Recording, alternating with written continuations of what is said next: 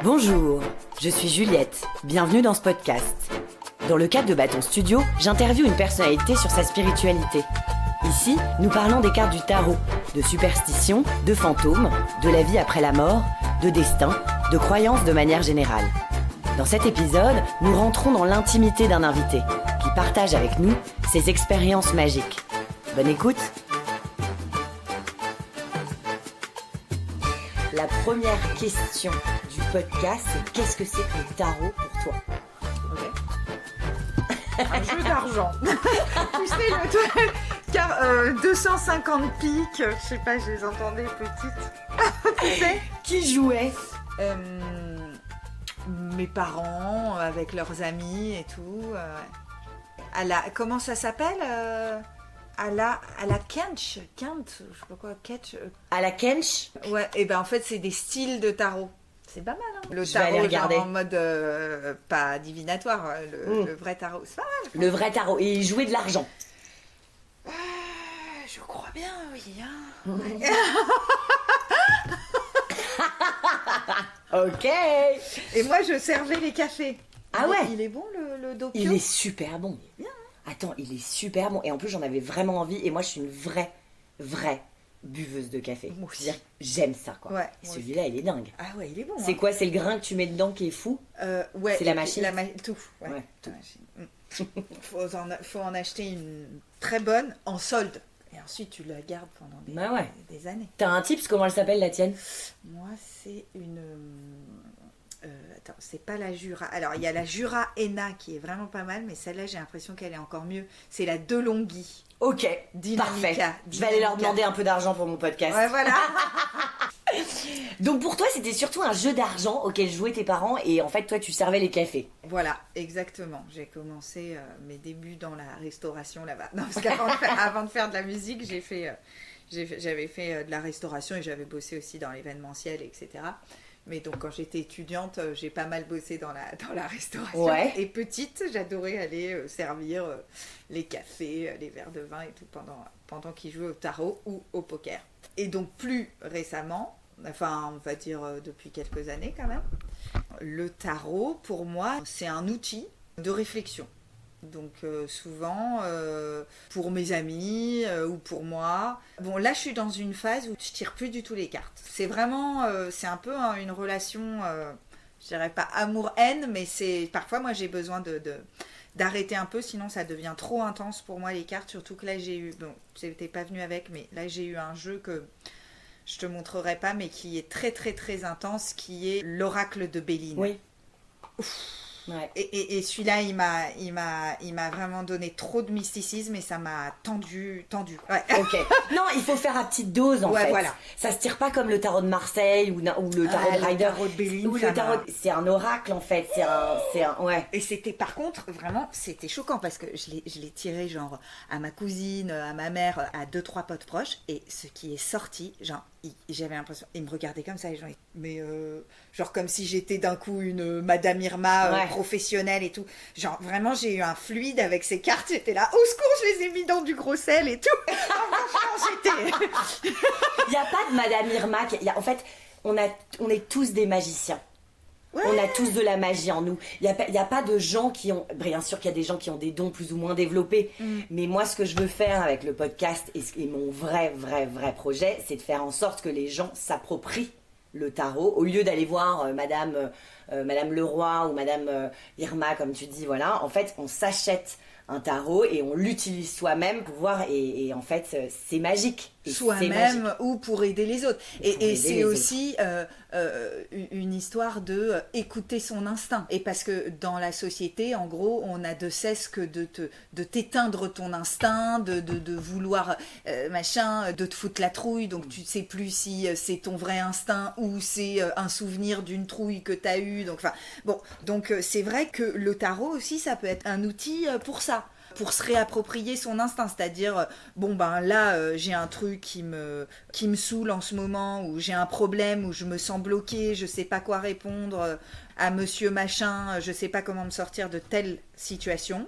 Bah, je prends mon tarot, je dis le sujet, bon bah ça peut être mon travail avec Alex en ce moment par exemple.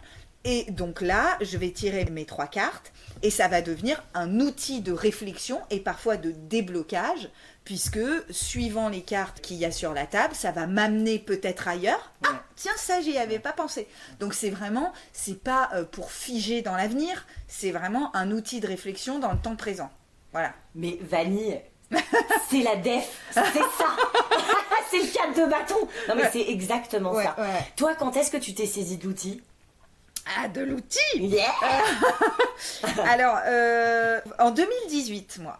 Ouais, en 2018, à peu près au moment où j'ai rencontré le père de mon fils au Brésil, donc j'étais en train d'enregistrer mon premier album, donc c'était un peu un moment magique entre guillemets pour moi, enfin même pas entre guillemets d'ailleurs. Moi je suis passionnée de musique brésilienne, donc c'était vraiment mon rêve d'aller enregistrer mes musiques au Brésil. Et puis c'est voilà, le chemin artistique c'est un chemin super long, donc c'était un peu voilà la concrétisation de toutes ces années où j'ai appris à jouer de la guitare toute seule, j'ai écrit mes chansons toute seule, j'ai été jouer dans les bars, j'ai réussi à trouver un producteur, enfin c'était vraiment un long chemin.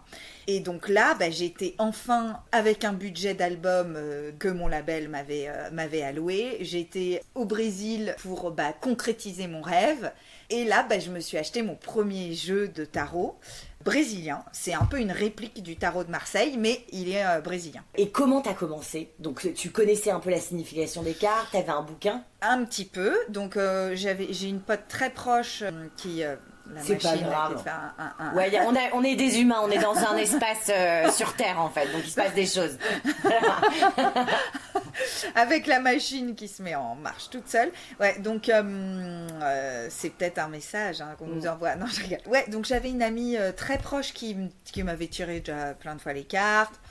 J'avais eu un amant, un fiancé qui tirait les cartes aussi, donc j'étais déjà familiarisée avec les arcanes majeures, on va dire. Je connaissais pas trop les arcanes mineures et je les connais toujours pas non plus super bien, vite fait, mais j'ai toujours fait que principalement avec les arcanes majeures, en tout cas quand je tirais pour mes potes et tout. Pour moi, je le faisais un peu plus en regardant la signification.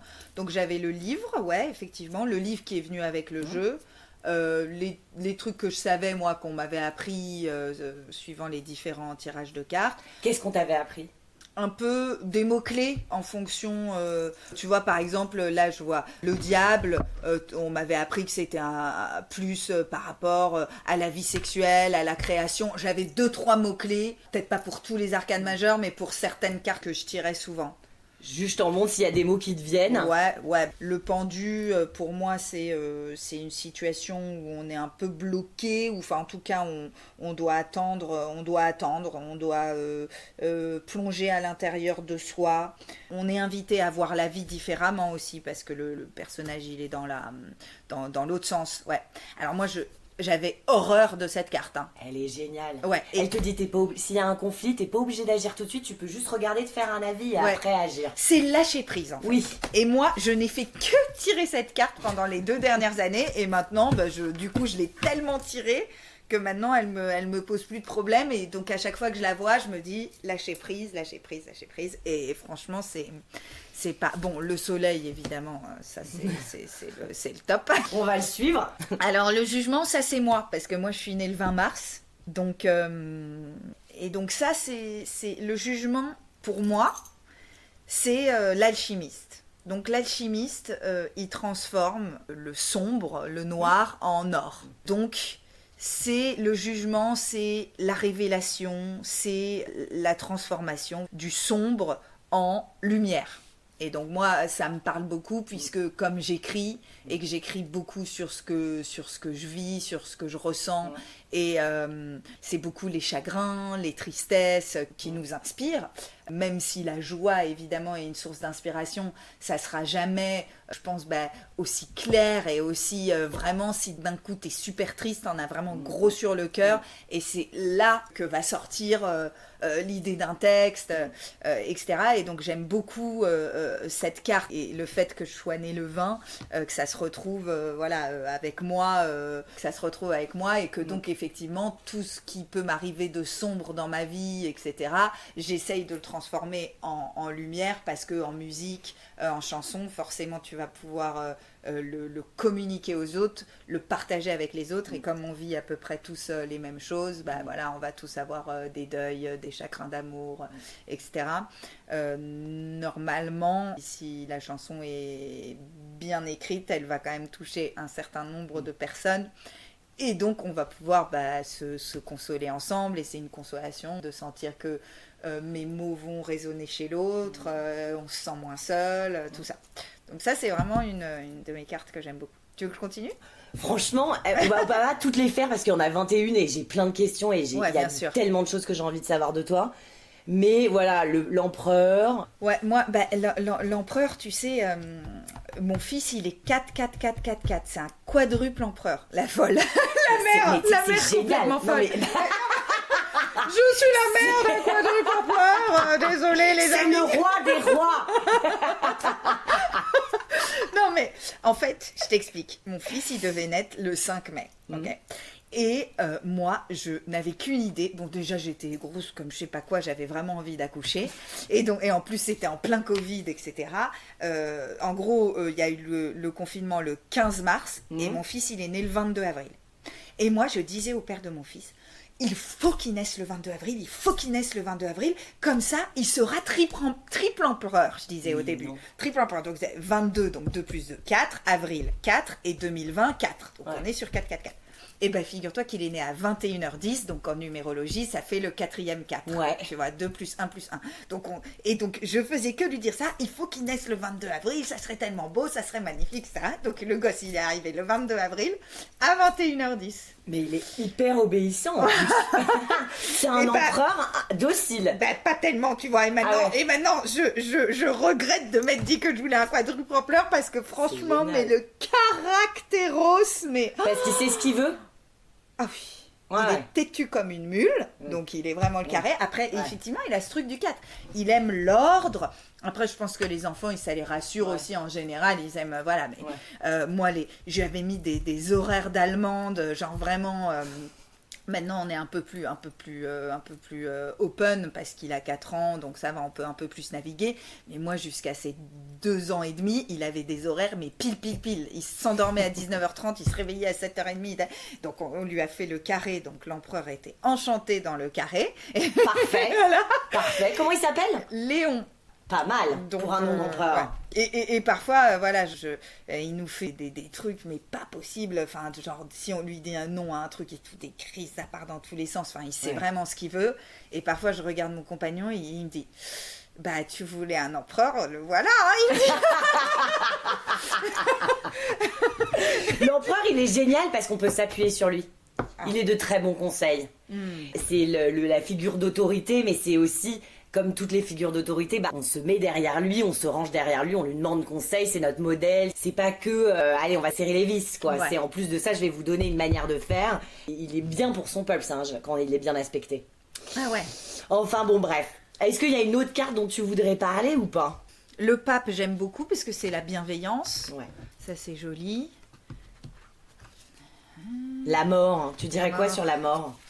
La mort, c'est la transformation, c'est un peu la renaissance. Donc bon, c'est vrai, quand on la voit avec sa faux, elle n'est pas hyper rassurante, mais c'est vers une renaissance. Normalement, c'est vers quelque chose de beaucoup mieux. Rien ne se perd, tout se transforme. Voilà. Et on a besoin, on est tout le temps en transformation, on ne reste pas tout le temps les mêmes. Et c'est un effort de se transformer. On sait toujours ce qu'on perd, mais on ne sait jamais ce qu'on va gagner. Et la mort, elle te dit, tu vas gagner, t'inquiète, tu vas gagner beaucoup. T'inquiète, ça va aller. Alors, ma deuxième question, c'est, est-ce que tu dirais que tu es spirituelle ? Oui. En quoi ? Je suis spirituelle parce que déjà je crois. Voilà, je suis croyante, c'est-à-dire que je crois en la justice de la vie, je crois qu'il y a quelque chose de supérieur à nous, je crois, on peut dire, dans la bienveillance de l'univers. Voilà, je pense que c'est important Enfin, c'est même pas important. Moi, je suis comme ça, donc c'est même pas une volonté ou quoi que ce soit. Mais je pense que c'est quand même une chance de pouvoir avoir cette foi, entre guillemets, parce que ça donne beaucoup d'espoir. Parce que voilà, comme je disais tout à l'heure, on vit tous des trucs difficiles. La vie nous donne beaucoup d'épreuves, même si on vient, en fait, moi je viens d'un milieu aisé, mes parents ils sont en bonne santé, ça a été des bons parents, bon même si voilà, il y a eu des trucs, c'est normal, comme dans toutes les familles, j'ai eu voilà parfois des tristesses, etc. Mais je veux dire, je m'estime super méga privilégiée et pour autant, j'ai des grandes souffrances parce que voilà, je suis dans la vie et l'existence, quoi qu'il arrive, est une épreuve. Et après, je pense que ce côté spirituel, ce côté de croire, nous aide à traverser l'existence et nous aide à trouver la lumière plus facilement, l'espoir et la lumière plus facilement, parce que quand on voit l'actu, parfois la nature humaine qui est vraiment sombre, faut quand même garder la pêche pour trouver la lumière, quoi. Hein. C'est pas c'est pas tous les jours. Et garde la pêche. Et toi, t'as quoi comme éducation religieuse, si t'en as eu une? Ouais, moi j'ai eu une éducation plutôt catholique, mais c'était pas. Aucun de mes parents sont pratiquants. Et c'était pas très présent. Ma grand-mère maternelle, oui, elle nous a emmenés un peu à la messe, etc. Mais c'était pas hyper présent, la religion dans nos vies, quoi. Est-ce que tu pries? C'est pareil, c'est par phase.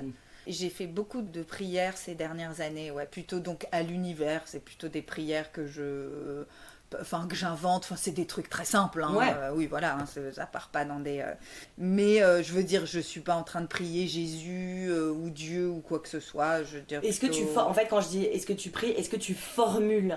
Oui, je fais ça, je le fais, et c'est pareil, c'est un peu comme les cartes, c'est par période, parce que moi j'ai déjà beaucoup de mysticisme en moi, je pense, depuis toujours, en fait, et si je me mets à faire trop de prières, à faire trop de cartes, j'ai des croyances qui s'amoncellent et ma vie devient impossible, quoi. Parce que je vois qu'il est 12h12, donc là je pense que c'est un signe de je sais pas quoi. Enfin, donc tout devient un signe et ça me parasite trop, tu vois. Donc pour rester sur Terre, il y a des moments où j'ai besoin de couper un peu avec le mysticisme, le spirituel. Et pour moi, c'est hyper facile d'y revenir très vite, très fort, parce que c'est vraiment en moi, tu vois. Mais j'ai besoin de moments de coupure, parce que sinon, je suis dans le ciel au lieu d'être ici, quoi. Et la vie, c'est quand même ici et maintenant, tu vois. Et quand tu parles de ton mysticisme que tu as eu très jeune, est-ce que tu peux juste me raconter un peu, me parler un peu de ça? Ouais, c'est plutôt c'est un feeling, c'est plutôt une sensation d'être, de se sentir connecté, et pourtant, voilà, encore une fois, dans ma famille, c'était pas du tout comme ça, mais quand je suis tombée un peu, souvent, j'ai attiré beaucoup les illuminés, tu vois. S'il y a quelqu'un d'un peu, original, un peu illuminé, qui voit des signes partout ou quoi que ce soit, tout de suite, il va être attiré par moi et vice-versa. Et donc, dès très jeune, même dès le primaire et tout, si j'avais des amis, des gens qui commençaient à me sortir des trucs un peu magiques, un peu mystiques, etc., j'adhérais tout de suite et je me disais pas que c'est que cette cinglée pas du tout. Et tu vois, d'ailleurs, tout ce qui est un peu les esprits, faire bouger les verres et tout, ça m'a toujours fait très très très peur, parce que justement je sentais que, et j'ai pas trop envie tu l'as jamais fait du coup? De jouer avec ça, non, ça me fait très très peur, ça. Et on reviendra aux fantômes après, aux esprits après. Donc tu disais que tu étais spirituelle, évidemment, parce que tu crois, parce que tu as la foi, parce que tu penses qu'il y a une force supérieure. Oui. C'est quoi cette force supérieure? Et si tu devais parler de l'univers, justement, qu'est-ce qu'il y a derrière? Cette force supérieure, je pense que nous, en fait, pour nous, notre vie, notre passage sur la Terre, c'est tout. Évidemment, c'est tout ce qu'on a dans cette vie-ci, en tout cas. Mais la force supérieure, en fait, c'est que l'univers, il a des millions d'années, ou je sais pas combien d'années, mais énormément. Donc nous, en fait, on est au final une goutte d'eau dans l'océan. Et donc, tout ce que les autres gens ont vécu, tout ce que les autres âmes ont vécu, tout ce que l'univers a vécu, les planètes, tout ce que la Terre a vécu, tout ce que la nature, tout ça, la nature, c'est une force supérieure. Donc, pour moi, oui, il y a quelque chose de plus grand que nous, et je pense que si on s'attache à être une meilleure personne, qu'on travaille sur soi, qu'on essaye d'être une personne meilleure, de sublimer, une fois qu'on est une personne meilleure, d'essayer d'aller sublimer les autres aussi, et qu'on essaye d'être un meilleur humain, je pense que la vie vient nous récompenser, parce que je crois en la justice de la vie, parce que sinon, alors, on se met à tous à mentir, à voler, enfin on s'en fout, on fait que des horreurs. Et donc pour essayer d'aller sur le chemin de la lumière et le chemin de la bonté, il faut, enfin c'est pas il faut, mais je pense que c'est un pilier de se dire que oui, il y a quelque chose de plus grand et de plus fort qui va venir nous élever. C'est clair ou pas? Hyper clair. Est-ce que tu as des rituels?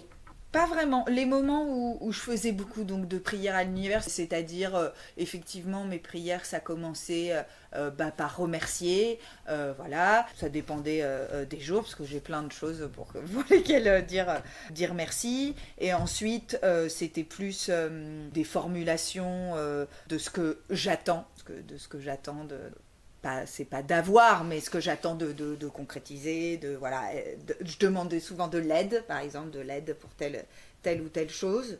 J'ai fait pas mal de méditation aussi, mais pareil, en fait, le truc, c'est que quand j'étais dans ces rituels de prière, plus je le faisais et plus j'avais besoin de le faire, et si je le faisais pas, je sentais que ça allait pas aller. C'est là où je t'ai dit tout à l'heure, trop de mystique. Là, pour moi, ça devient trop. Donc j'ai dû faire un effort en fait pour me reprendre et pour dire non, ça c'est pas possible, parce que du coup je deviens un peu l'esclave de mes croyances. Enfin moi en tout cas je l'ai vécu comme ça, et les gens qui ont besoin de prier 10 fois par jour et tout, c'est pas du tout enfin chacun fait comme il peut, comme il veut, mais en tout cas moi personnellement, si je rentrais là-dedans, après c'est too much, et comme je te dis, j'ai trop de croyances qui s'amoncellent et là on s'en sort plus, quoi, tu vois. Mais c'est vrai que il y a quelques mois, j'ai passé une semaine avec un musulman et tout qui était en train de prier. Ça m'attirait, tu vois. Je lui dis, je peux faire la prière avec toi. Bien sûr, aucun problème, machin. Ce week-end, j'étais avec un juif qui allait faire, il s'est absenté pour aller faire sa prière avant que la nuit tombe. J'ai dit, je peux venir avec toi et tout. Il va me dire, non, mais tu vas rien comprendre, hein, je vais juste dire le truc. J'ai dit, non, mais c'est juste pour se recueillir. Donc, dès qu'il y a un truc, voilà, de prière, même si c'est pas ma religion, voilà, j'ai envie d'aller voir, je suis attirée par ça, quoi. Ouais. Est-ce que tu es superstitieuse? Je pourrais l'être beaucoup, mais je fais un gros effort pour ne pas trop l'être. Ouais. Touche ta tête, touche du bois. Est-ce que tu as eu une éducation? Alors mon père, il voulait, on pouvait pas passer le sel dans la main. Il fallait poser le sel. Donc tu vois, il y avait ce genre de truc. Bon, les chats noirs, moi, ça me pose pas trop de problèmes. Mais si je suis proche, si par exemple toi et moi on se met à se voir 3-4 fois par semaine et que tu es super superstitieuse, ça peut très bien déteindre sur moi. Je veux dire, je suis ce truc-là va rentrer en moi. Donc j'essaye de pas trop, parce que là sinon, par exemple, typiquement cette année là, mon fils il est né le 22 avril et j'ai fêté son anniversaire le 21 avril parce que c'était plus simple, parce qu'il y avait toute ma famille, parce que le 22 avril c'était un lundi, bref. Donc on l'a fait le dimanche, non, même le samedi 20 avril. Et ça m'a un peu rendue malade. J'étais là, mon Dieu, on fête son anniversaire 2 jours avant, c'est pas, ça peut porter malchance. C'est pas dit d'une bonne mère. Ça va porter malchance et tout, aïe, aïe, aïe, aïe. Et alors ensuite, je me dis, non, faut pas parler malheur, faut pas dire que ça va porter malchance. Alors du coup, j'étais voir ma cousine, tu crois que c'est ok quand même et tout, machin. Elle était là, oui, ça va. Et je voyais qu'elle pensait pas. Elle pensait pas. Ouais, c'est bon. Moi, je suis pas fan, hein, mais ça va. Ouais. Voilà. Et au final, le 22 avril, il y aurait eu personne, il y aurait eu ni sa petite cousine, enfin voilà, c'était un lundi. Bah oui. Donc zéro regret. Bah oui, non, zéro regret, on va se dire. Ok. Donc pas trop superstitieuse. Non. Pas trop. Non. Alors, grosse question. On en parlait tout à l'heure. Tu disais, moi, j'ai jamais osé appeler les esprits parce que, voilà, j'ai pas envie de jouer avec ça, ça me fait peur. Tu crois aux fantômes? Euh, Aux fantômes des personnes défuntes, par exemple. Ouais. Aux fantômes. Un peu, ouais. Tu peux aller là où tu veux avec Ouais. cette question. Je dirais que oui. Après, j'appellerais peut-être pas ça fantôme, mais je pense que typiquement, les personnes qui sont parties, elles sont encore présentes. C'est-à-dire que dans la mort, il n'y a pas vraiment d'absence dans la mort, et je pense que la beauté de la mort, c'est plutôt justement la présence des personnes qu'on a aimées. Donc évidemment, on peut plus les toucher, on peut plus voir leur visage, mais on ressent parfois qui veillent sur nous et qui sont là. Raconte-nous une expérience de ça, maintenant qu'on sait que tu y crois. Je connais une personne incroyable qui est vraiment ultra connectée, mais qui est franchement presque flippante. Mais je l'adore, et elle est hyper douce et tout, elle est hyper... Mais en fait, donc le père de mon fils, il est brésilien, et donc on était dans une relation à distance, évidemment super compliquée, parce que le Brésil, évidemment, c'est à 11 heures d'avion et tout, donc c'était un peu chaud. Et en fait, quand on a... en plus, c'était un peu une passion et tout, donc c'était très, on va dire, très intense. Et en fait, moi je voulais un enfant très fort depuis que j'avais 27 ans, ok. Et donc là, à ce moment-là, j'avais 31 ans. Donc il vient en France, et ça se passe bien au début, puis ça se passe pas bien. Moi j'ai des concerts, voilà, puis lui il est venu de super loin, la relation était compliquée, et il est reparti dans une ambiance lourde, ok. Donc on s'est dit au revoir dans une ambiance lourde, donc moi du coup j'étais vraiment hyper triste et tout, et je savais pas, et là c'est le moment où je suis tombée enceinte, mais moi je le savais pas. Et donc cette chère Fabienne dont je te parlais est masseuse, et moi je fais jamais des massages, je sais pas, j'ai jamais eu l'habitude de faire ça. Et là, j'étais hyper triste, je me sentais et je lui dis, écoute, fais ce que tu veux. Je m'assois sur la table. Et là, elle est restée 1 heure uniquement sur mes pieds. C'est bizarre quand même. Et moi, j'ai ressenti n'est pas allée autre part pendant 1 heure que sur mes 2 pieds. Donc je me disais rien. Moi, je suis partie dans un voyage limite astral, et tout. Elle m'a hyper détendue. Et on ne s'est pas dit un mot pendant les 1 heure. Et à la fin du massage, elle m'a fait... c'était bien, c'était puissant et tout, machin. J'ai fait ouais... Et c'est elle qui m'a dit ce que je t'ai dit tout à l'heure, c'est elle qui m'a dit, t'es de quand toi déjà? Je lui ai dit 20 mars. Elle me dit, ah c'est ça, tu es l'alchimiste. Elle m'a dit, tu transformes le sombre en lumière. J'ai dit, ok, merci Fabienne. 2 semaines et demie après, 3 semaines, j'ai pas mes règles, j'ai les seins qui gonflent, je me dis là il y a un souci. Et là je fais le test de grossesse, première personne à qui je pense, Fabienne, parce qu'elle me l'a dit, tu vois. Donc elle a peut-être senti Léon, tu vois. Mais elle m'a rien dit, elle m'a juste dit ça. Tu lui en as parlé après? Oui, direct. Et elle t'a dit? Elle s'étale pas trop, tu vois. Mais elle a fait comme ça avec la tête, tu vois. Ouais. Mais moi je veux le numéro de cette Fabienne. Elle est incroyable, elle est près de Bordeaux en revanche. Ah bah écoute, c'est pas grave. Ouais. Oui. C'est parti pour près de Bordeaux. Est-ce que tu as eu des rêves, tu dis parfois on sent leur présence et on sent leur bienveillance, on sent qu'ils sont là pour nous veiller sur nous. Ouais. Est-ce que tu peux raconter une histoire, un moment? Écoute, moi j'adorais ma grand-mère, elle m'a en partie élevée, etc. Donc j'étais très très proche d'elle.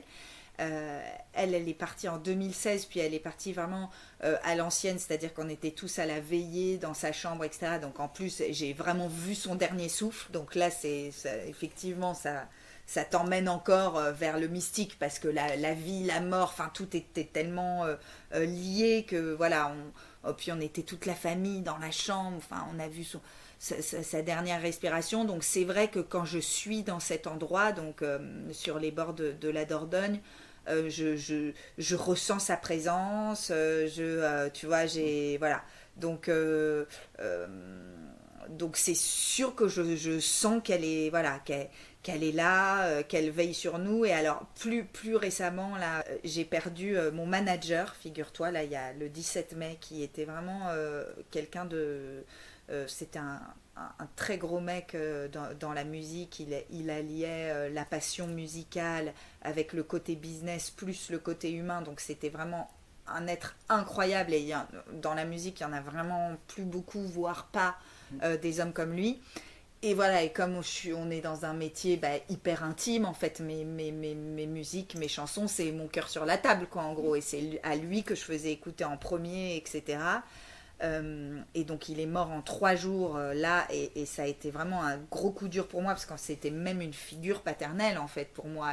Et voilà, il a cru en moi jusqu'au bout, il m'a pas lâché, etc. Et je me dis, et donc là je suis en train de finir mon 3e album, et je me dis que qu'il va être là, qu'il va m'accompagner, qu'il va veiller sur moi, mais c'est aussi un moyen de pas m'écrouler, en fait. Donc de me dire ça, c'est vrai ou c'est pas vrai, mais en tout cas moi je le ressens comme ça, et ça m'aide de le ressentir comme ça. Voilà. Mais est-ce que ça t'est déjà arrivé de dire fais-moi un signe, et puis là... Et puis quelque chose s'est passé, ou dans un rêve, ou il vient te dire ça va aller, ou Là c'est un peu tôt pour le dire. ou quelqu'un d'autre, ou ouais. non. Non, pas vrai. J'ai pas un truc très significatif comme ça. D'accord. Non. Ok. Bon. Qu'est-ce qu'il y a après la mort? Moi, toi qui sais. Moi, je pense qu'il y a notre âme continue de. Moi, je crois, je pense, oui, je crois à l'âme, donc je crois à la réincarnation. En gros, ce qu'il y a après la mort, c'est une nouvelle vie, en fait. C'est un recommencement. Sauf que ça sera pas en vanille, ça sera en quelqu'un d'autre. Voilà. Peut-être en arbre, ou peut-être sur une autre planète. Oui, voilà, exactement. Mais je crois à ce concept d'âme. Mais pour le coup, je pense aussi qu'on n'a vraiment qu'un tour de manège en tant que... là, voilà, j'ai un tour de manège en tant que vanille, et c'est ma vie à vivre tout de suite. Voilà, c'est pas... je peux... ne pas concrétiser mes rêves ou quoi que ce soit, puisque de toute façon je vais me réincarner. Non, il faut vivre. Tu parlais d'épreuve tout à l'heure pour qualifier la vie, donc c'est une épreuve et en même temps c'est un tour de manège. Ouais, oui, la vie, c'est ce qu'on nous offre, voilà, de plus beau. Mais l'existence, oui, elle est quand même semée d'embûches, de chagrins, de difficultés à surmonter. Et après, le plus on arrive à vivre dans le présent et à profiter d'un bon repas, d'un bain de soleil, d'un bain de mer, etc., plus on peut toucher du doigt le bonheur, quoi. Voilà. Est-ce que tu crois, donc si tu crois aux âmes, tu crois aussi que, en fait, là, la manière dont on communique, c'est pas seulement les mots que je te dis, c'est-à-dire que il y a mon cœur qui te parle, il y a mon ventre qui parle à ton ventre, c'est-à-dire que tu arrives à capter mes vibrations. Est-ce que tu crois en la télécommunication? Je crois, je pense que si 2 personnes sont connectées instinctivement, amicalement, amoureusement, ou qu'on développe, parfois oui, voilà, il va y avoir des gens plus connectés que d'autres, et en un regard, effectivement, on peut comprendre, on peut ressentir. Moi, c'est vrai que je ressens beaucoup les gens. Et s'il y a quelqu'un hyper stressé qui rentre dans la pièce, ça peut me tendre, quoi. Ça peut me tendre, ouais. Ok. Ouais. Et par exemple, toi qui es mère, est-ce que par exemple quand ton fils, il tombe dans la journée, est-ce que tu peux ressentir, est-ce que t'arrives à ressentir ce lien que moi j'appelle du cœur, mais sans que ça soit dans la même pièce, parce que tu dis quelqu'un rentre, il a mal au ventre, du coup j'ai mal au ventre parce que je suis ultra sensible et que je suis empathique et que du coup voilà. Mais sans parler de cette ultra sensibilisation, vous n'êtes pas dans le même lieu. Alors ça, moi j'ai des pressentiments, mais je pense que j'ai un instinct assez développé, parce qu'aussi je le cultive déjà, rien que mon métier, de se laisser aller à ses émotions, de s'écouter, donc moi je cultive vachement mon instinct, alors que encore une fois la société n'a qu'une idée, c'est de nous éteindre notre instinct. Donc moi je suis très sensible à ce sujet-là, donc je le stimule quoi. Et Comment tu le stimules? Eh bien en faisant de l'introspection, en essayant de pas me laisser façonner par des idées reçues de la société, de se mettre des stress parce que Trucmuche attend je ne sais pas quoi de toi, ou parce que ta mère attend ça de toi, ou parce que la société attend ça de toi. J'essaye vraiment de cultiver ma liberté, quoi.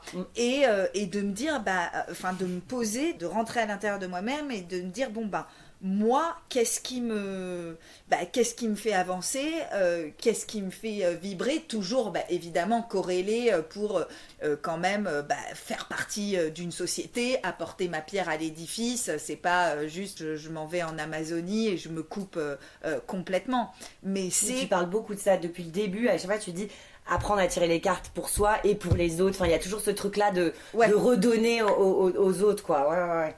Je pense que c'est comme ça aussi qu'on peut vraiment s'élever, parce que, en gros, la quête d'une existence, c'est de se dire, qu'est-ce que je vais apporter, qu'est-ce que je vais laisser, qu'est-ce que je vais... et donc, on a envie d'avoir, entre guillemets, une mission. Parfois, ça peut être des choses très simples, mais il y a des gens qui font des choses hyper simples et qui sont clés dans la vie de beaucoup de monde, quoi. Celle qui nous fait les bons petits gâteaux en face, enfin, tu vois ce que je veux dire, elle apporte beaucoup de bonheur tous les jours. Voilà. Évidemment. Donc ça peut être, une mission de vie, ça peut être un truc simple, mais quelque chose qui te fait vibrer et qui, en même temps, fait vibrer les exactement, autour de toi. Ouais. T'as déjà un peu répondu à ma question, mais je te la pose quand même. On sait jamais, tu risques de me donner encore plus d'infos qui vont m'intéresser.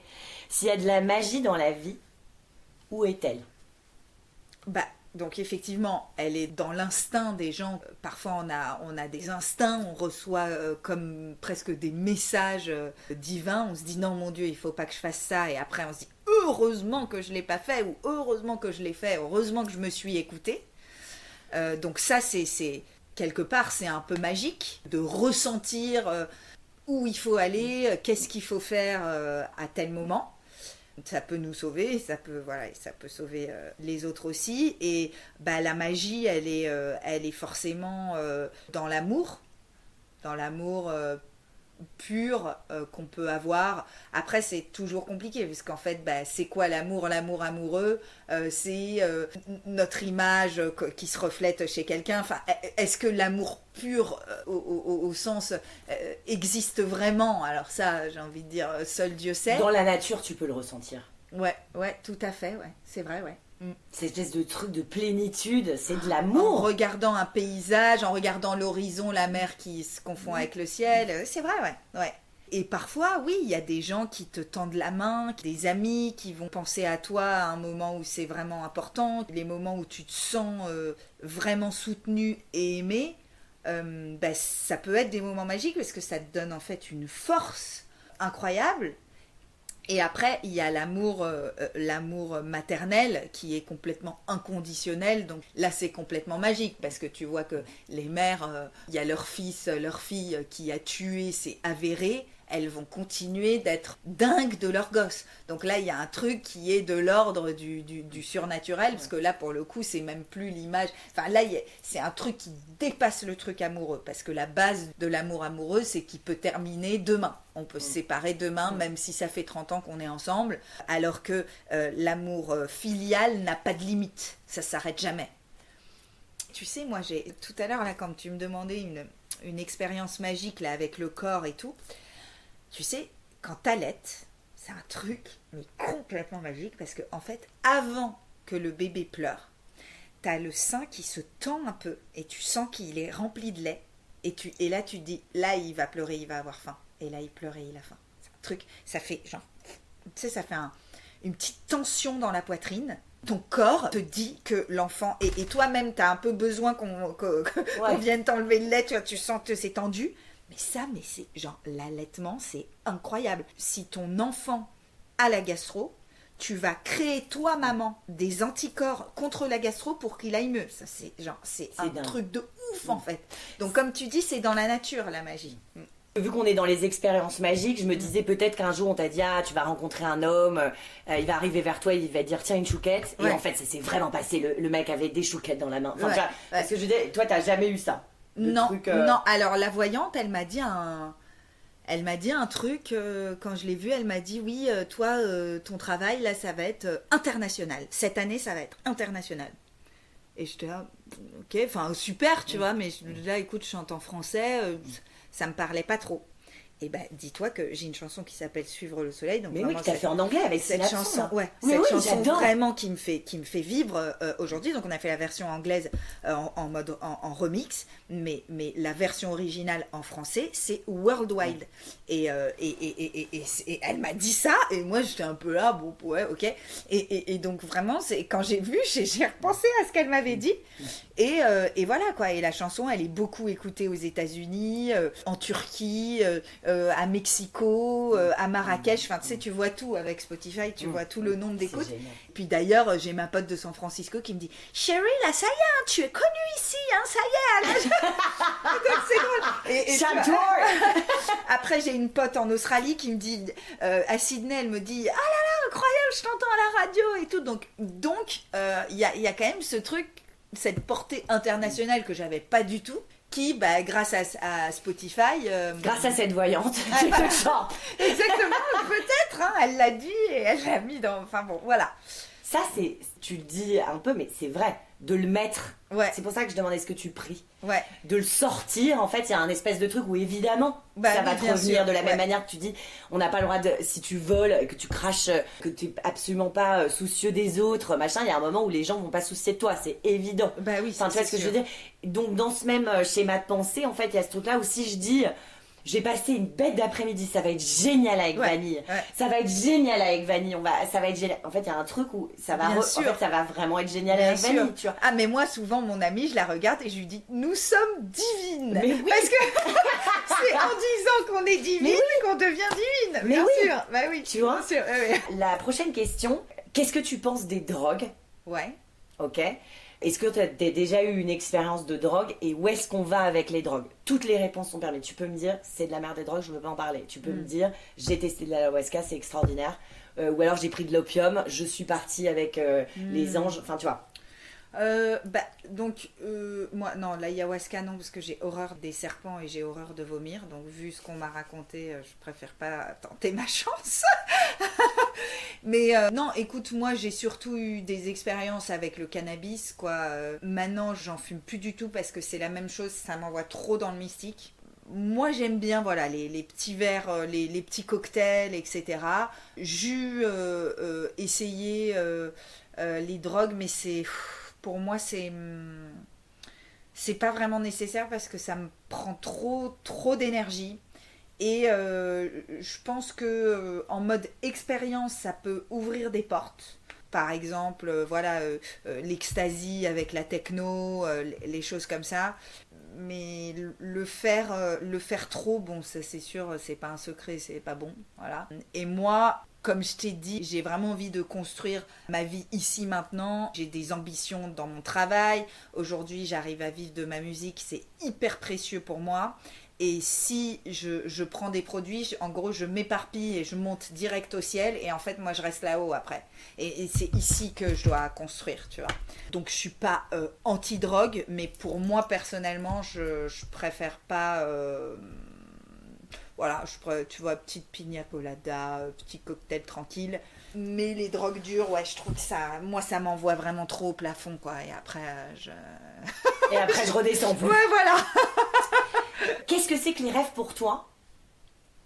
Alors, les rêves, c'est bizarre, hein, les rêves. C'est toujours une espèce de semi-réalité. Moi, en général, c'est assez clair. Tu vois, parfois, j'en parle à ma psy et tout. C'est bon, on arrive à trouver. Là, je t'ai dit, par exemple, j'ai perdu mon manager. J'ai rêvé de lui pendant 15 jours d'affilée. Genre, c'était épuisant, quoi. J'en pouvais plus. Et il disait quoi? Il se passait quoi? Il était là, on écoutait mon album ensemble, il était là, tout le temps. Enfin, c'était un quotidien qu'on avait eu, tu vois. Ouais. Voilà, après plusieurs fois, je me suis dit, alors tu sais, j'ai demandé à mon inconscient de me rappeler de mes rêves. Non mais là c'était l'horreur. Je me suis mis à me rappeler tout le temps de mes rêves, à beaucoup trop rêver. Donc là je lui ai dit s'il te plaît on se calme. Ouais, on revient comme avant. Parce que quelqu'un m'a dit tu peux demander à ton inconscient de te rappeler de tes rêves. Vas-y fais-le, essaye. Donc tu demandes juste comme ça. Mais ça a marché. Incroyable hein. Et donc ouais, c'est assez spécial, mais plusieurs fois j'ai voulu avoir le petit carnet, tu sais, sur la table de nuit pour noter les rêves, pour s'en rappeler, pour analyser, etc. Mais bon, ça, je l'ai pas encore fait. Encore. Je l'ai pas encore fait, ouais. Est-ce que tu crois au destin? Ben, je pense que si quelque chose doit se faire, ça va se faire. Et en même temps, je pense pas vraiment ça parce que je pense quand même que faut bosser quoi pour que les choses arrivent. Donc c'est pas juste c'était mon destin. En fait, je sais pas, les grands sportifs qui y arrivent ou les grands artistes, etc. Enfin, c'est du travail en fait. C'est du travail, c'est de l'investissement, c'est de l'introspection. Donc je pense que je crois plus à prendre sa vie en main qu'au destin. Après, parfois, c'est vrai que parfois je me dis voilà, ça devait arriver. Parfois on a le sentiment que c'était écrit, tu vois. Voilà, moi typiquement j'ai rencontré le père de mon fils au Brésil quand j'ai été faire mon premier album. Lui il vient de la périphérie de São Paulo. Enfin la chance qu'on avait de se rencontrer dans cette vie-là, franchement elle était assez maigre, hein, on va pas se mentir, tu vois. Moi je suis née à Paris, voilà, on n'est pas de la même culture, pas du même milieu de rien. Et au final on s'est rencontrés, on est tombés amoureux très fort très vite et puis on a eu un enfant pas très longtemps après. Donc est-ce qu'on peut se dire ça devait être? Mais bon, en fait, je dirais encore une fois non, parce que oui, certes, la vie m'a amené là, chez lui, pour le rencontrer, mais ensuite, moi je suis rentrée en France, j'ai appris le portugais, j'ai tout fait pour que ça se passe. Tu vois ce que je veux dire? Donc j'étais amoureuse du gars, et bon, je suis passionnée de musique brésilienne, etc. Donc j'étais super heureuse d'apprendre le portugais.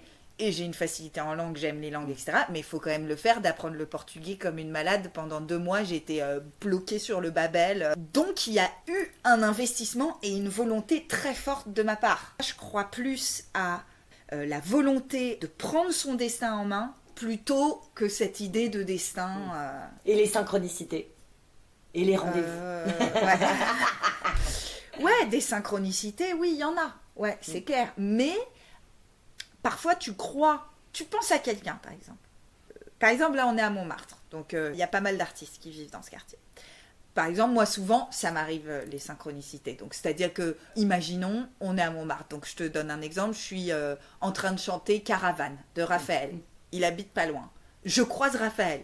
Oh, incroyable, synchronicité. Incroyable. Et donc là, moi, je vais plus loin et je me dis, si ça se trouve, on va faire un duo ensemble. Je te dis n'importe quoi, là.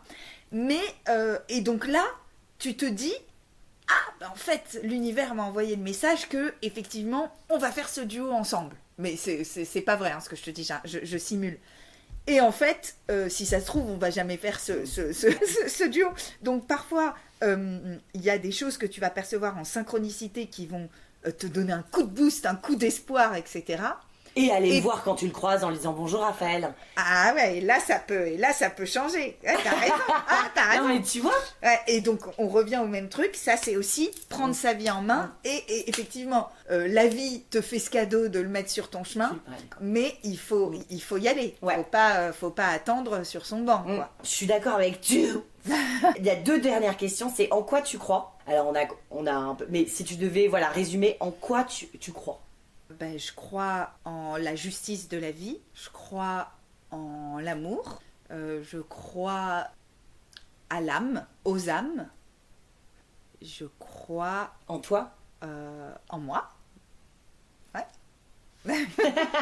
Quand même. Quand même, t'as raison. C'est quoi l'amour pour toi?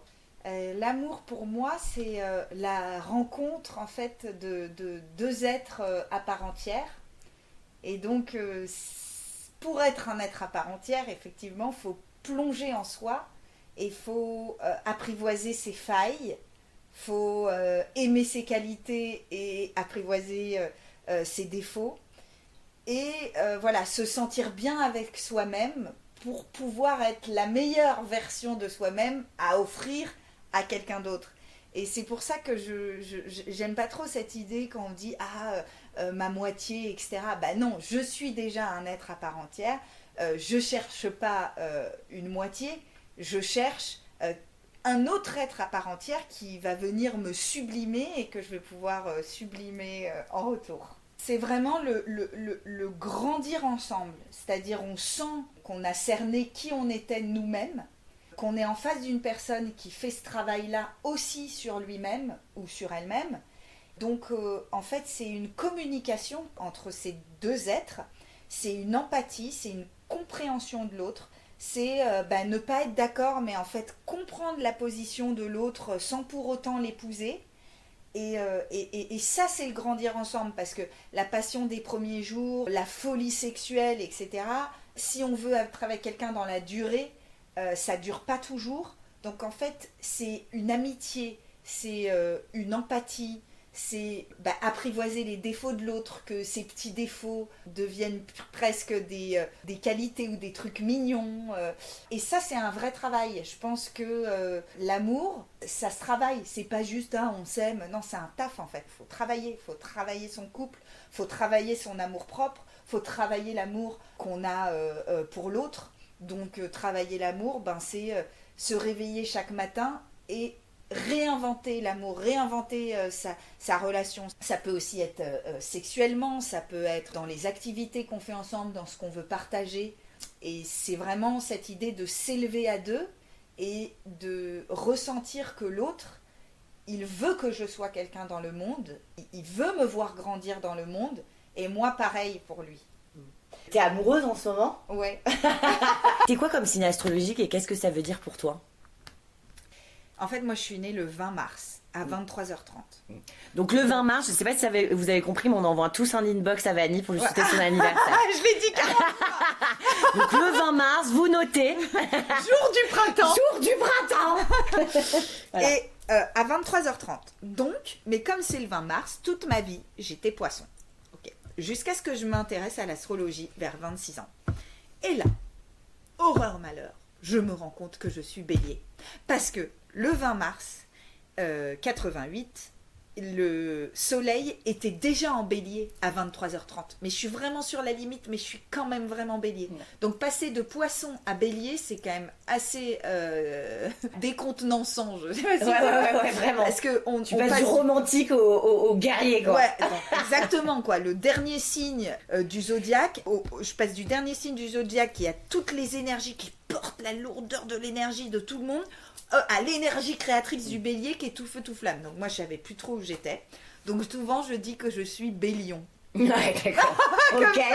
Ok, donc t'es bélion. Et tu préfères être bélier ou non, tu préférais être poisson, tu préfères être quoi ? Non, écoute, je suis bélier. Oui, donc je t'es préfère bélion. être bélier, voilà, Ouais. je suis bélion. Mais je suis vraiment bélion dans le sens où j'ai énormément d'eau dans mon thème. Donc l'élément du poisson, parce que je suis ascendant scorpion qui est donc aussi eau. Ascendant scorpion, c'est que t'es un vrai scorpion quand même. Je suis un vrai scorpion. L'ascendant est plus important que le soleil. Mystique, tu vois. Ouais. Je suis, Allez, deep. Quand on va mal, on va très mal. Quand on va bien, on va très bien. Et on communique. Ouais. J'avais pas qu'à être là quand j'étais mal. C'est-à-dire, on nous fait une petite frappe, on rend 3 fois 1000 parce qu'on ressent très fort. Ouais. Et en même temps, cette connexion avec l'au-delà. Et cette capacité à se transformer, cette capacité à sentir les gens. Enfin, on est des inspecteurs, mais même pas gadgets, on est des inspecteurs, mais surpuissants. Ouais. C'est-à-dire que si je te mens, tu vas le voir. Ouais. Si je suis pas bien, enfin, tu vois, on peut pas nous mentir. Quoi. Ouais. Mais ascendant scorpion, c'est les plus scorpionesques. Ah, c'est vrai ? Ouais, moi j'ai mon soleil en scorpion et ma lune en bélier. Ah, et ton ascendant ? Et mon ascendant est verseau. Mais bon, on n'est pas là pour parler pour moi, mais ce que je veux dire, c'est que moi je suis vraiment bélier. Ah ouais. En fait, la lune, c'est l'intimité. Le Ouais. soleil, c'est ce qu'on voit de toi. Ouais. L'ascendant, c'est vraiment le véhicule de tout. Enfin, de tout ton système solaire. C'est vraiment comment tu vas faire pour te déplacer, machin et tout. C'est ce que tu es, en fait. Ouais. Tu parlais de qu'est-ce que je vais laisser dans ce monde-là. Tu avais ce souci-là tout à l'heure, si j'ai bien compris. Et en fait, ça, c'est ton ascendant. C'est en fait comment tu vas faire pour exister. Ouais. Comment tu vas faire pour laisser. Et après, tu vas laisser un peu de ton Vénus, un peu de ton Mercure. Elle est où ton... Ouais, vas-y. Ma Vénus, elle est en taureau, ma Lune, elle est en taureau, mon Jupiter, il est en taureau. Attends, la Vénus en taureau, c'est-à-dire qu'elle est en maison maître. C'est-à-dire que t'es une kiffeuse de la life. Ah, moi, de ouf, ouais. Ah, alors, le sexe, la bouffe, les siestounettes, ah, mais de dingue, le soleil sur ta peau, c'est genre waouh, ah, je mais kiffe. moi, mais ah oui, moi je suis là, moi je me délecte d'une petite boule de glace et tout, c'est la journée est faite pour moi. Ouais. Et puis les tissus, là tu portes une sublime, c'est en soie ça. Ouais. C'est très les Vénusiens en taureau, c'est vraiment le goût, le bon goût, enfin voilà. Et d'ailleurs on le voit quoi. Mais non mais c'est vrai quoi. C'est vraiment ça. Et où est ton, tu disais donc ta Lune est en taureau. Oui. Ok. Ça c'est ouais. non c'est bon. Bien. Non c'est super. J'ai pas de référence, c'est-à-dire que moi ce que j'ai appris, c'est-à-dire que évidemment j'ai appris en lisant des livres, en écoutant des podcasts, en bouffant du contenu sur YouTube, en parlant, en consultant, en machin. Mais j'ai quand même toujours besoin d'avoir des exemples. Donc t'es ma première Lune en taureau. Ah. J'ai pas dans mes meilleurs copains. C'est pour ça que t'as dit. Ouais. Ça veut dire que t'as vraiment besoin de réussir, je crois. Ouais. T'as vraiment besoin de réussir, t'as vraiment besoin de construire. Et donc elle est dans la maison 6. Ouais. Donc ma Lune, elle est dans la maison 6 avec mon Jupiter, tout en taureau, avec mon Jupiter et mon Vénus. Ouais. À la maison 6, j'ai Vénus, Lune et Jupiter. Qu'est-ce que c'est que la maison 6 pour toi? La maison 6, c'est la Vierge, c'est celle de la Vierge. Bah, c'est pour moi, c'est la vie de tous les jours, le travail, enfin c'est un truc la très rigueur. rien. C'est marrant que dans la maison 6, il y a ta Vénus, c'est-à-dire le chant, la musique, enfin Vénus c'est quand même tout ce qui est la beauté, l'art. Ouais. Donc c'est dans la maison 6 de la rigueur. Ouais. Ouais. Et toi, donc, tu t'es vachement intéressée à l'astrologie, tu disais à 26 ans, et encore aujourd'hui, tu continues de t'appréhender, de regarder comment t'évolues. Un peu, ouais, j'aime bien. Ok. Est-ce que tu es prête pour le tirage? Oui. Ok, c'est parti. Tu choisis celui que tu veux et on y va. Soit tu as une question, soit on regarde les énergies qui sont autour de toi. Je prends celui-là? Ok, alors prends-le en main. Tu mélanges et est-ce que tu as un sujet que tu as envie d'aborder aujourd'hui? Je veux bien qu'on fasse un petit, juste un truc un peu général sur ma vie. Genre, c'est quoi les énergies du moment? Ouais. Là où tu veux aller. Ok, on fait en croix. Ce qui te pousse. Ok. Et tu te concentres, la sensation et l'état, c'est proche en fait de la méditation. C'est-à-dire vraiment, tu vas en toi. Tu fermes les yeux. Moi, je ferme les yeux parce que ça m'aide. Tu mélanges. Et une fois que tu es OK, je vais me taire après. Ouais. Et une fois que tu es OK, tu poses le paquet, les illustrations face contre terre et tu coupes en deux avec ta main gauche. Ouais. Voilà, tu prends ton temps. Voilà. Ah, OK. T'as fait comme ça. Ouais. OK, ici. Donc, on va regarder la carte de coupe. La carte de coupe, c'est la montagne sur laquelle il faut que je monte pour te faire ta lecture. Toi, t'es le 7 de denier. C'est le besoin de fructifier ce que t'as déjà. C'est la rigueur, c'est les deniers, c'est le côté terre à terre. Ok, donc c'est pas ton côté feu, mais c'est là, c'est plus ta lune. C'est plus tout ça, ou ton Jupiter. Feu, j'en ai pas beaucoup. Tu sais, j'ai que le bélier, j'ai que 6%. Ah ouais. C'est très peu, j'ai que le bélier en soleil. Tout le reste, c'est terre et eau. 0 R. Le 7 de denier, c'est vraiment, tu as envie aujourd'hui, dans ton souci, ce que tu ne dis pas, c'est que tu as envie, aujourd'hui, tu as 2 gâteaux, tu as envie d'en avoir 5 en fait. Tu veux que ça. Exactement ça. Et il y a beaucoup de sérieux, il y a beaucoup de boulot. D'ailleurs, tu en as énormément parlé dans le podcast. C'est vraiment comment faire pour, dans le travail, faire en sorte que voilà, ça se démultiplier les pains. C'est vraiment ce que je suis en train de bosser. Enfin, je suis en train d'essayer de faire le nécessaire pour ça. On étale le paquet. Avec la main droite? Ouais, là tu peux faire avec les deux, il n'y a vraiment pas de pression. C'est vraiment, il faut couper avec la main gauche, mais sinon le reste, pareil, les cartes tu les prends comme tu veux. Tu m'en sors 5 du jeu, tu les mets là, mais tu ne les retournes pas parce que je veux pas que ça t'influence.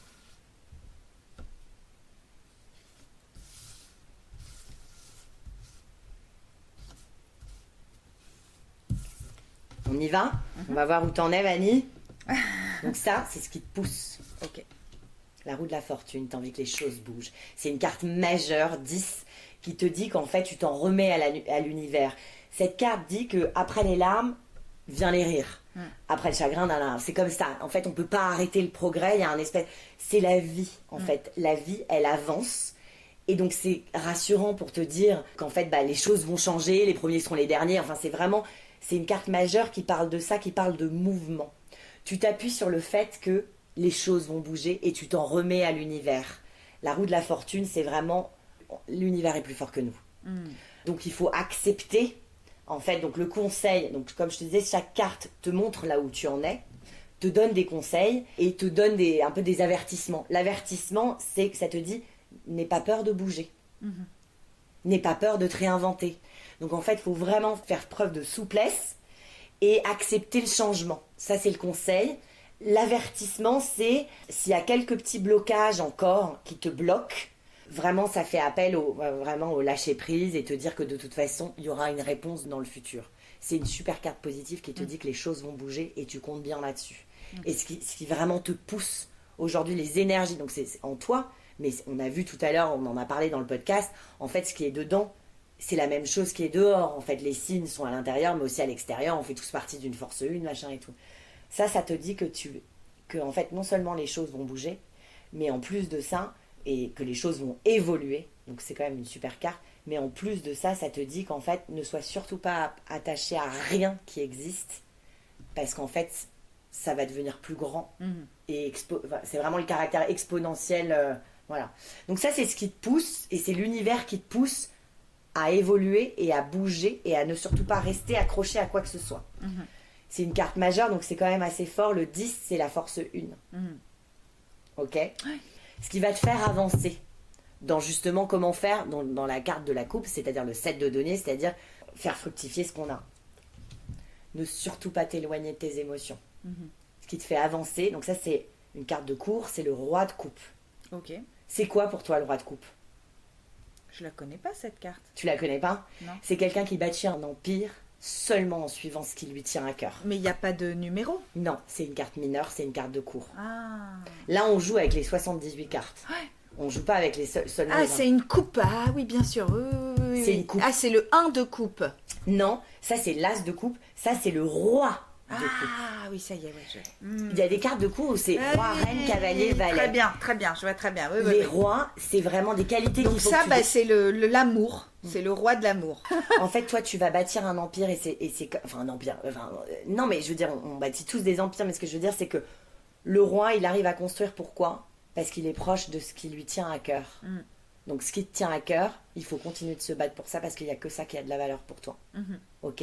C'est pas les épées, c'est pas les pensées ou le concret, machin et tout. Ce qui va te faire fructifier, c'est qu'en fait, il faut bien que tu restes assis sur ton trône c'est ça, moi, que j'aime. C'est ça, moi, qui me parle. C'est cette musique brésilienne qui fait briser le cœur. Qui me fait vibrer le cœur. Ouh, c'est marrant que je dise ça. Lapsus un peu. Qui me fait briser le cœur et du coup vibrer et donc du coup créer. Enfin, en tout cas, il y a un roi. Donc c'est ton caractère masculin, c'est je fais. C'est pas quelqu'un d'ailleurs, c'est vraiment toi. C'est je construis sur ce qui me parle ici. On va regarder. Alors, on va d'abord regarder ce qui t'inspire, ce qui te. Ouais, l'amour, le 2 de coupe. Toi, t'es vraiment dans l'amour. Donc, le 2 de coupe, c'est tu remplis ma coupe, je remplis ta coupe. Le 2 de coupe, c'est le couple. C'est le duo. Ouais. Il y a un duo, un partenariat, un échange. Ça peut être à l'intérieur de toi, mais comme on a vu, ce qui est à l'intérieur est appelé à sortir. Donc, c'est la même chose, en fait. Donc, parce qu'il y a de l'amour en toi, t'es prête à travailler vraiment en duo. Et ça va t'inspirer. Le duo avec Raphaël, ça sera peut-être pas Raphaël. Ah non, mais il me faut un duo. Mais je crois qu'il y a un duo. Ouais. Mais Et, il m'en je, faut crois que ça, un, et en fait. je crois que ça bouge. On va regarder dans le futur. Ouais. Et ben il est là. Ah ouais. Il est là, ce roi. Il y a un deuxième roi sur la table. Donc il y a un mec. C'est marrant, hein. Il faut que je fasse un duo avec un mec. Je le sais, hein. Et je sais sur quelle chanson. Et cette chanson, elle est super forte. Et pour l'instant, j'ai demandé à un artiste. Il y en a un, je crois qu'il n'a pas écouté. C'était pas le bon timing parce qu'après tout le monde a sorti ses trucs. Et j'ai demandé à un artiste qui a décliné. Et donc là, je vais demander à un autre artiste. Et c'est pas facile, tu vois, parce qu'il n'y en a pas 40 000 des chanteurs. Il faut que moi, il me plaise vraiment. Je lui propose ma meilleure chanson, tu vois. Donc, j'ai pas envie de commencer à demander. Voilà. Donc. Quelqu'un qui te tient pas à cœur, enfin, qui ne parle pas. Voilà. Je veux vraiment qu'il y ait quelqu'un qui emmène la chanson, qui va venir justement sublimer la chanson. Et donc, voilà. Ouais. Moi, je crois qu'il t'attend, cette personne. Je le sens bien, hein, le deuxième. On va retirer une autre carte. Ouais. Donc, il y a un duo. il y a quelque chose qui te tient vraiment à cœur et effectivement il y a un mec, c'est le roi d'épée, c'est-à-dire que c'est quelqu'un qui a une force mentale de malade et une force de frappe de dingue. Les épées c'est tout le domaine je pense que tu connais les 4 couleurs, mais les épées c'est vraiment les pensées, le monde rationnel. Mais quand on tire, là dans le tirage, c'est vraiment quelqu'un qui en fait a énormément dans l'inconscient, enfin je veux dire c'est quelqu'un qui fait rêver quoi, qui est dans la tête des gens et en tout cas qui a les idées très claires sur où est-ce qu'il va t'emmener, enfin voilà, il va t'amener, il va t'inspirer.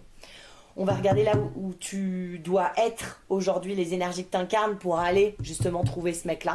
Ok.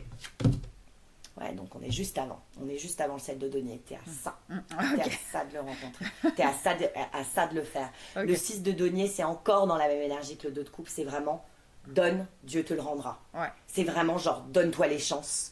C'est vraiment boule de flipper, c'est-à-dire j'impulse, ça me revient. Enfin, tu vois, genre je ris, il me sourit. Enfin, tu vois ce que je veux dire. Au-dessus, donc le 2 de coupe, c'est l'eau, le roi de coupe, c'est l'eau, évidemment. La roue de la fortune, c'est la terre, c'est évident, c'est l'univers, c'est plus que la terre, c'est vraiment le tout. Et là, au milieu, donc là, il y a un monsieur qui vraiment va la faire rêver, enfin va te faire rêver, a vraiment beaucoup d'idées à t'apporter, tout ça. Mais c'est surtout qu'en fait, il faut vraiment t'impulse. C'est-à-dire qu'en fait, cette carte, vu que t'as déjà c'est déjà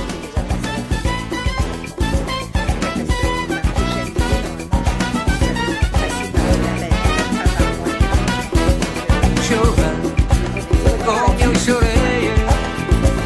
Ninguém deve chorar.